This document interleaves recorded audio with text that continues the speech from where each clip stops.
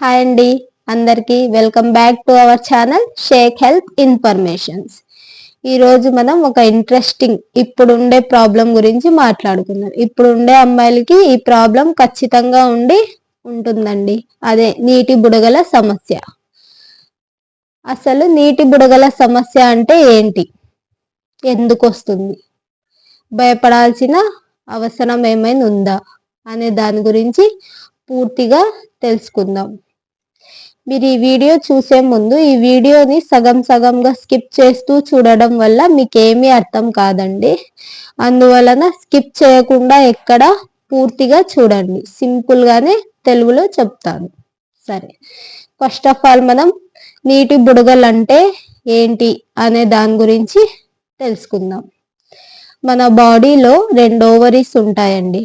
అది ప్రతి మంత్ ఒక ఎగ్ రిలీజ్ అవ్వడానికి రెడీ అయి ఉంటుంది. కానీ ఆ రెడీ అయిన ఎగ్ కొన్ని సార్లు సరిగ్గా రెడీ అవ్వక అక్కడే ఉండిపోవడం వల్ల నీటితో నిండిన బుడగలాగా ఉండిపోతుంది. దీనినే నీటి బుడగల సమస్య అని అంటారు. దీనినే ఇంగ్లీష్లో PCOS అని కూడా అంటారు. అసలు ఇది ఎందుకు వస్తుంది దాని గురించి మాట్లాడుకుందాం. First of all main reason ఏంటంటే హార్మోనల్ ఇన్బ్యాలెన్స్ వల్ల ఇది వస్తుంది. నెక్స్ట్ వెయిట్ ఎక్కువగా పెరిగిపోవడం వల్ల కూడా వస్తుంది. నెక్స్ట్ మన బాడీలో షుగర్ లెవెల్స్ కంట్రోల్లో లేకపోవడం వల్ల కూడా వస్తుంది. నెక్స్ట్ ఏంటంటే మన అమ్మ వాళ్ళకో, మన అక్క వాళ్ళకో, మన అత్త వాళ్ళకో ఇది ఉండడం వల్ల కూడా రావచ్చండి. అసలు దీనిని ఎలా తెలుసుకోవాలి, మనకి నీటి బుడగలు ఉన్నాయని ఎలా తెలుసుకోవాలి, లక్షణాలు ఏంటి, దాని గురించి మాట్లాడదాం. ఫస్ట్ ఏంటంటే పీరియడ్స్ లేట్ అవ్వడం. నెక్స్ట్ 2-3 monthsకి ఒకసారి పీరియడ్స్ రావడం. నెక్స్ట్ వెయిట్ ఎక్కువగా పెరిగిపోతారు. ఇలా PCOS ఉన్న వాళ్ళు వెయిట్ ఎక్కువగా పెరిగిపోతారండి. నెక్స్ట్ ఫేస్ పైన పింపుల్స్ ఎక్కువగా రావడం.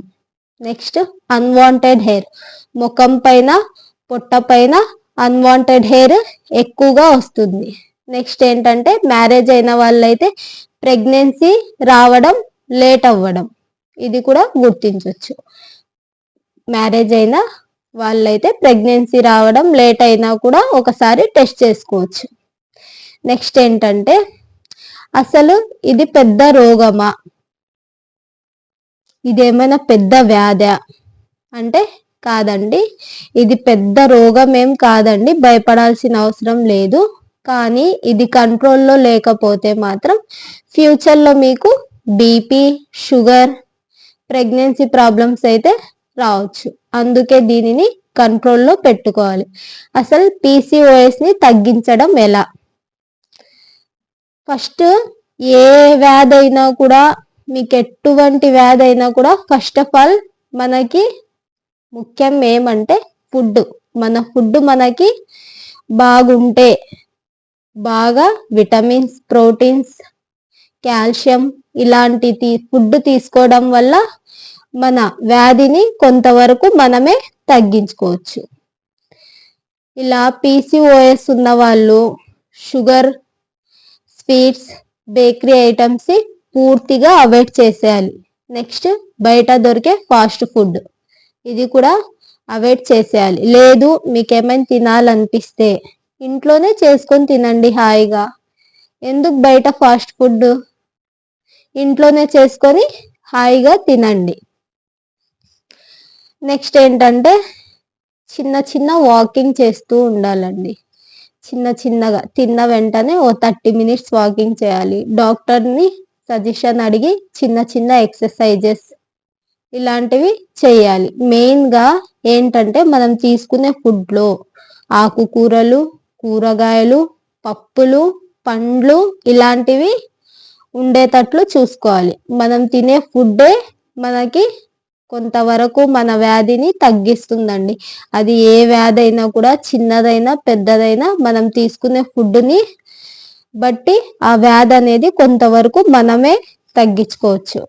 నెక్స్ట్ ఏంటంటే ఇలా నీటి బుడగలు ఉన్న వాళ్ళకి పిల్లలు పుడతారా అని చాలా మంది డౌట్ అడుగుతున్నారండి. అది ఎంతవరకు నిజం కాదు. పుడతారు, కానీ మన వెయిట్ని కంట్రోల్లో పెట్టుకొని మనం డైట్ మెయింటైన్ చేస్తూ మనం పీసీఓఎస్ని కంట్రోల్లో పెట్టుకొని మనం డాక్టర్ ఇచ్చిన మెడిసిన్ని ఆ డైట్ని ఫాలో అయితే ఖచ్చితంగా మనకి ప్రెగ్నెన్సీ అనేది వస్తుంది. ఇలా చాలా మంది అమ్మాయిలు పీసీఓఎస్ ఉన్నా కూడా, అదే నీటి బుడగల సమస్య ఉన్నా కూడా పిల్లల్ని కన్న వాళ్ళు చాలా మంది ఉన్నారండి. దానికైతే భయపడాల్సిన అవసరం లేదు. సరేనా? ఈ వీడియో మీకు బాగా అర్థమవుతుందని అనుకుంటున్నాను. మీరు వీడియోని ఎక్కడ స్కిప్ చేయకుండా చూడండి. వీడియో చూస్తున్నారు కానీ లైక్ చేయటం లేదండి. ప్లీజ్ లైక్ చేయండి. ఇలాంటి సమస్య ఉన్న వాళ్ళకి ఈ వీడియోని షేర్ చేయండి. థ్యాంక్ యూ సో మచ్ అండి. ఈ వీడియో మీకు నచ్చితే లైక్ చేయండి, షేర్ చేయండి, సబ్స్క్రైబ్ చేయండి.